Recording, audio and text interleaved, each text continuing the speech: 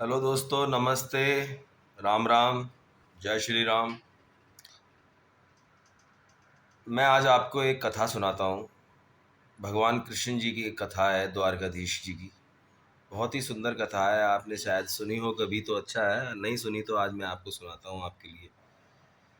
ये कथा लेकर मैं आया हूँ आज। आज फर्स्ट वीडियो बना रहा हूँ मैं, तो भगवान की कथा से ही ये शुरू करते हैं कि एक थोड़ी सी सुंदर मीठी कथा है। गर्व के ऊपर, घमंड करने के ऊपर, कि कभी भी कोई किसी भी बात का, किसी भी को भी घमंड नहीं करना चाहिए। घमंड करना बुरी बात होती है और घमंड नहीं करना चाहिए। तो कथा इस प्रकार है। एक बार रानी सत्यभामा जो हैं द्वारका में, भगवान कृष्ण जी से कहती हैं, ठाकुर जी से, कि हे ठाकुर जी, अ, वो बहुत खूबसूरत थी। रानी सत्यभामा बहुत खूबसूरत थी। तो भाई, अपनी खूबसूरती का थोड़ा बहुत तो गर्व हो जाता है इंसान को। तो वो कहती हैं कि ठाकुर जी, क्या देवी सीता मुझसे ज़्यादा खूबसूरत थी, मुझसे ज़्यादा सुंदर थी? तो भगवान कृष्ण एकदम सुनते हैं, चौंक जाते हैं और कहते हैं कि अरे, ये क्या प्रश्न कर लिया सत्यभामा जी ने, देवी ने। तो ये कैसा प्रश्न कर लिया। और कोई जवाब ही नहीं होता भगवान के पास में। क्या जवाब दें, सोच रहे हैं कि क्या जवाब दूं। इतनी देर में तो जो है, जो ऊपर से सुदर्शन चक्र जी होते हैं वो भी सुन रहे थे, जब कि सत्यभामा देवी माता रानी ने कुछ कह दिया, ठाकुर जी से प्रश्न कर लिया, तो एक प्रश्न मैं भी कर लूं। क्या जा रहा है, इतने बहती गंगा में हाथ धो लेता हूं मैं भी। तो जो है, सुदर्शन चक्र जी बोले, प्रभु, मैंने आपको इतने युद्धों में इतनी विजयश्री दिलवाई है, जहाँ भी मैं जाता हूँ आप मुझे निकालते हैं। आपने जो है, जब भी मुझे निकाला, मैंने शत्रु का नाश करके, आपके शत्रु का, आपके दुश्मन का, विरोधी का नाश कर दिया। उसकी गर्दन काट कर ही मैं वापिस आया। तो अब आप जानते हैं, सुदर्शन चक्र जब भी भगवान ने निकाला है, कभी भी निकाला है सुदर्शन चक्र, तो दुनिया में घबरा जाते हैं सब लोग, बहुत डर जाते हैं कि अब क्या होगा। भगवान ने सुदर्शन चक्र निकाल लिया तो सब थर्रा जाते हैं, कांपने लग जाते हैं। तो इतना भय था सुदर्शन चक्र का। तो सुदर्शन चक्र को भी अपने ऊपर थोड़ा सा घमंड था, ताकत थी, कि भाई जब भी तो भय खाते हैं, ताकत थी उसमें। तो उन्होंने कहा, भगवान, मुझसे भी ज्यादा कोई बलशाली है इस दुनिया में, ताकतवर है, मैंने आपको कितने युद्धों में जीत दिलाई है। तो रानी सत्यभामा ने अपनी खूबसूरती के लिए पूछ लिया कि देवी सीता मुझसे ज्यादा खूबसूरत थी, और सुदर्शन चक्र जी ने पूछ लिया कि दुनिया में मुझसे भी ज्यादा कोई बलशाली है क्या प्रभु। अब भैया इतना कह दिया तो गरुण देवता भी बगल में बैठे हुए थे, उन्होंने भी, उनसे भी नहीं रहा गया। गरुण देवता बोले, ठाकुर जी, हे माधव, मैंने आपको पूरी दुनिया में भ्रमण कराया, यहाँ से वहाँ, वहाँ से यहाँ, एक पल में आपको मैं ले जाता हूँ, क्षण नहीं लगाता हूँ। क्या दुनिया में मुझसे भी कोई गतिमान है? मुझसे भी तेज गति है पवन की, पवन से ज्यादा तेज उड़ता हूं मैं। मुझसे भी ज्यादा कोई गतिमान है? तो भैया, तीनों को घमंड हो गया बहुत तगड़ा। ठाकुर जी बोले, भैया अब क्या इंतजाम किया जाए इनका, क्या इंतजाम किया। तो ठाकुर जी हैं, कन्हैया पे तो सबके इंतजाम है। और जब जब घमंड तोड़ा है, तो भगवान ने तो हमेशा उनको याद किया है। आपको पता ही है कौन है वो। तो उन्होंने बोला कि गरुण देव, आप एक काम कीजिए, वो हजारों मील दूर एक पर्वत के ऊपर, हजारों मील दूर एक फलाने पर्वत पर हनुमान जी राम नाम का जप कर रहे हैं। वहां आप जाइए और उनसे कहिए, द्वारिका में आपको बुलाया है, श्री राम ने बुलाया है। द्वारिका में श्री राम ने आपको बुलाया है, ये पैगाम है, आप मेरा लेकर जाइए और जो है उनको महल में प्रवेश के लिए निमंत्रण देकर आइए कि आपको हमने बुलाया, जाइए। राम जी ने बुलाया है, मेरा नहीं, राम जी के लिए कहना, राम जी ने बुलाया है, ऐसे करके। तो चले जाते हैं वहां पर गरुण देवता हनुमान जी को बुलाने के लिए। गरुण देवता चले गए। फिर गरुण देवता जब चले गए तो बोले कि सुदर्शन जी, सुदर्शन बाबू, आप बहुत बलशाली हैं, बहुत शक्तिशाली हैं, मैं मानता हूं। अब मैं आपको एक प्रहरी के रूप में, यहाँ पर मैं अपने दरवाजे पर, गेट पर, हमारे यहाँ पर आप संतरी के तरह खड़े रहिए, और जब तक मैं ना कहूं मेरी आज्ञा के बिना कोई भी प्रवेश न कर पाए घर में, हमारे महल में कोई भी प्रवेश नहीं कर पाए। किसी का भी प्रवेश वर्जित है, कोई भी प्रवेश नहीं करना चाहिए घर के अंदर। तो जो है, बोले कि ठीक है, आपने ऐसा बोला है तो कोई भी प्रवेश नहीं करेगा प्रभु। सुदर्शन चक्र जी जो है, एकदम सीना तान के, छाती चौड़ी करके वहां पे खड़े हो जाते हैं, डट के, लट लेके। कि आए तो सही कोई मेरे सामने, मैं किसी को घुसने ही नहीं दूंगा। अच्छा जी। देवी सत्यभामा से कहते हैं कि सत्यभामा देवी माता आप एक काम करो देवी रानी, माता मैंने वही, वो तो ठाकुर जी हैं, हमारे मुंह से माता निकल गई, लेकिन वो जो है कहते हैं देवी सत्यभामा आप एक काम कीजिए, आप देवी सीता का रूप धरकर हमारे साथ विराजमान हो जाइए सिंहासन पर। और जो है वो खुद ठाकुर जी जो है राम जी का रूप धरकर सिंहासन पर बैठ जाते हैं, और सत्यभामा रानी वो जो है देवी सीता का रूप धर के, माता सीता का रूप धर के राम जी के और सीता जी के रूप में दोनों जने बैठ जाते हैं वहां पे सिंहासन। गरुण देवता पहुंचते हैं हनुमान जी के पास वहां पर्वत पे, वहां राम नाम का जप कर रहे होते हैं भगवान जी। श्री हनुमान जी से जाके कहते हैं गरुण देव, हनुमान जी आप मेरी पीठ पर बैठिए, और जो है मैं आपको अपनी पीठ पर बिठाकर द्वारका लेकर जाऊंगा। प्रभु श्री राम वहां पर सीता माता के साथ आपका इंतजार कर रहे हैं, आपको उन्होंने बुलाया है, आप मेरी पीठ पर बैठिए, मैं आपको अभी एकदम से क्षण में वहां पर द्वारका ले चलता हूं, और आपको जो है सीता माता और राम जी से आपकी भेंट करा देता हूं। तो प्रभु हनुमान जी क्या आप कहते हैं कि एक काम कीजिए गरुणदेव, आप पहुंचिए, आप चलिए, मैं पीछे पीछे आता हूं। तो गरुण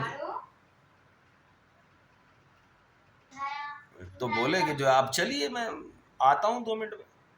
ना ना, आप मेरी पीठ पर बैठ जाइए, मैं आपको अतिशीघ्र ले जाऊंगा। हनुमान जी बोले आप पहुंचिए प्रभु, आप गरुणदेव आप जाइए, मैं पीछे पीछे आ रहा हूं आपके, आप पहुंचिए, मैं आपके आने से, आपके आते आप मतलब मैं भी पहुंच रहा हूं, आप जाइए, थोड़ा सा पूजा रह गई है, इसको पूजा कर लो। ठीक है, तो हनुमान जी आप आ रहे हो ना? हाँ मैं आ रहा हूँ गरुणदेव, आ रही हूँ। अरे बहुत दूर है प्रभु, आप कहें तो मेरे साथ चलिए, मैं आपको पीठ पे बिठा के पल भर में आपको द्वारका पहुंचा दूंगा, मेरी गति बहुत तेज है, आपको पता नहीं है शायद।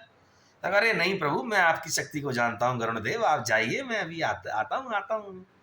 तो गरुणदेव चल देते हैं बेचारे हनुमान जी को छोड़ के।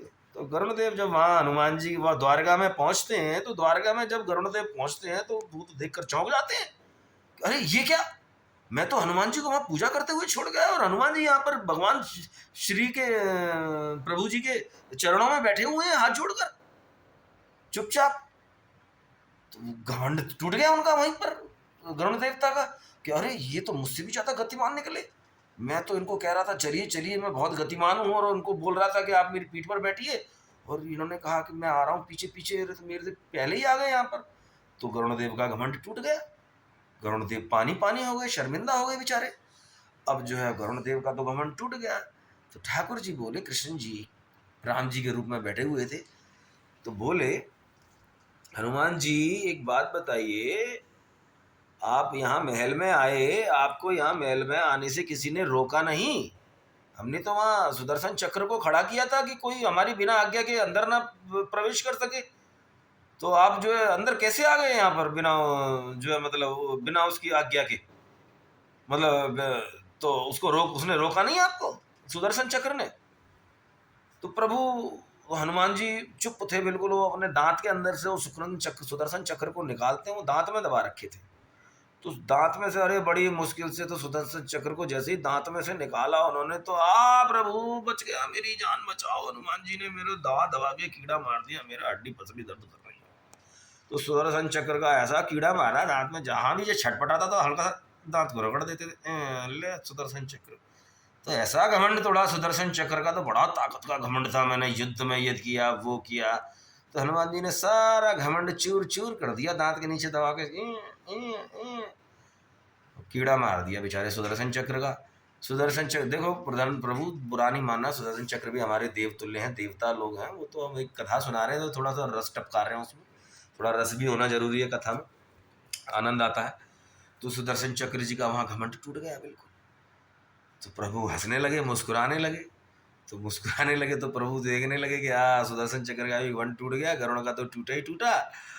अब जो है वो सोच रहे थे कि इनका अब इनकी भी बारी लगेगी, तो क्या सत्यभामा जी की, तो इससे पहले ही वो हनुमान जी क्या है देखते हैं उधर, और कहते हैं कि अरे प्रभु ये क्या, आपने ये देवी सीता की जगह ये किस दासी को अपने बगल में बिठा लिया है, ये अपने बगल में आपने दासी क्यों बिठा रखी है? यहाँ तो सीता आपने मुझे तो कहा था कि राम जी और सीता जी वहां पर आप का इंतजार कर रहे हैं, किस दासी को बिठा रखा है आपने अपने पास? भैया मेरे दासी सुनते ही सत्यभामा देवी माता रानी का तो घमंड चूर चूर हो गया। इनने एक दासी से तुलना कर दी मेरी। मैं इतनी बदसूरत लग रही हूँ सीता रानी के आगे, इतनी मतलब मैं कुरूप लग रही हूँ कि उनके एक दासी समान दिख रही हूँ। तो सीता माता इतनी ज्यादा सुंदर थी। तो ये सुनकर जो है उनका घमंड टूट गया। तो भैया घमंड नहीं करना, ठाकुर जी ये कहते हैं कि कभी भी घमंड मत करना, हनुमान जी आ जाएंगे घमंड तोड़ने के लिए। द्वारकाधीश की घटना है ये। राधा रानी कहने लगी कि जो है मुझसे बड़ा कोई कृष्ण भक्त नहीं है। तो देखो तीनों का घमंड तोड़ दिया, वहां पे सत्यभामा का भी तोड़ दिया, हनुमान जी का भी तोड़ दिया, गरुण जी का भी तोड़ दिया। अब आई राधा रानी की बारी। राधा रानी जो है द्वारका में पहुंच गई हैं, वहां पे खेल कर रही हैं और जो है कह रही हैं कृष्ण जी से कि कृष्ण वहां लोगों को जगा रहा है कि मैं सबसे बड़ी कृष्ण भक्त हूँ, दुनिया में सबसे बड़ी कृष्ण भक्त हूँ, मुझसे बड़ा कोई कृष्ण का भक्त नहीं है इस दुनिया में, मुझसे बड़ा कोई भक्ति नहीं है दुनिया में, किसी भी रूप में भक्ति हो मैं सबसे बड़ी भक्त हूँ इस दुनिया में। अगर कोई भक्त है, किसी का भी भक्त है, तो सबसे बड़ा भक्त है ये राधा रानी। राधा रानी से बड़ी भक्त कोई इस दुनिया में नहीं है। अरे भैया ये तो चर्चा फैल गई द्वारका के अंदर, द्वारकाधीश तक भी बात पहुंची। द्वारकाधीश बोले कि भैया देवी राधा रानी आप मेरी इतनी बड़ी भक्त हैं कि हाँ कृष्ण मैं तो तुम्हारी इतनी बड़ी भक्त हूं कि मुझसे बड़ा भक्त इस दुनिया में, पूरी पृथ्वी में तुम्हारा कोई और भक्त इस पूरी पृथ्वी में नहीं है मुझसे बड़ा। कि अच्छा जी। तो वो इंटरनेट का जमाना था भगवान का, तो डायरेक्ट कॉल चलती थी, हनुमान जी के पास मैसेज भेज दिया कि आ जाओ प्रभु, आ गए। तो मेले में अपना घूमने घामने, मेला चल रहा था द्वारका में, मेला देखने के बहाने पता नहीं कैसे करके वो वहां पे आ गए। वहां तो एक प्रतियोगिता करवा देते हैं ठाकुर जी। प्रतियोगिता में क्या होती है कि जो है वो भक्त कौन बड़ा भक्त, कौन बड़ा भक्त, ये जो है प्रतियोगिता रख दी जाती है। तो हनुमान जी और राधा रानी आमने सामने आ जाते हैं। तो राधा रानी कहती हैं कि हम मैं सबसे बड़ी भक्त, हनुमान जी कहते हैं अच्छा जी। हनुमान जी तो कभी कुछ कहते ही नहीं है बेचारे, वो तो कभी कभी गर्व ही नहीं किया उन्होंने किसी भी बात का। तो राधा रानी कहती हैं कि मैं सबसे बड़ी भक्त। अच्छा। तो ठाकुर जी आ जाते हैं, तभी कृष्ण जी कहते हैं अच्छा राधा, आप अगर कृष्ण की सबसे बड़ी भक्त हैं, आपने कहा आप किस तरह से साबित करेंगी कि आप सबसे बड़ी भक्त हैं कृष्ण की, तो साबित करके दिखाइए। तो बोले मेरे मन में हर समय, मेरे मन में तन में श्याम बसे हैं, मेरे मन में श्याम बसे हैं, मेरे तन में श्याम बसे हैं। तो दिखाइए कहाँ बसे हैं, मेरे मन में मेरे दिल में हर समय रहते हैं श्याम। कहने लगी राधा रानी की अच्छा मेरे मन में हर समय रहते हैं श्याम, अच्छा तो दिखाओ। नगर नगर तो हाँ जी हनुमान जी आपके मेरे भी मन में तन में रहते हैं हर समय के, दिखाओ। सीना फाड़ के दिखा दिया हनुमान जी ने, तुरंत एकदम सीना फाड़ के दिखा दिया। सीताराम विराजमान है सीने के अंदर हृदय में। आहा सारी द्वारका ने दर्शन किए सीताराम जी के, सब घमंड दूर हो गया राधा रानी का।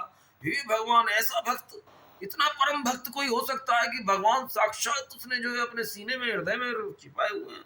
तो सोचिए भला हनुमान जी से बड़ा कोई भक्ति नहीं है इस दुनिया में। तो जहां भी भैया घमंड वाली बात आती है तो घमंड न करें किसी भी प्रकार का, चाहे वो भक्ति का हो, चाहे वो शक्ति का हो, चाहे वो गति का हो, चाहे वो खूबसूरती का हो, किसी का भी गर्व नहीं करना चाहिए।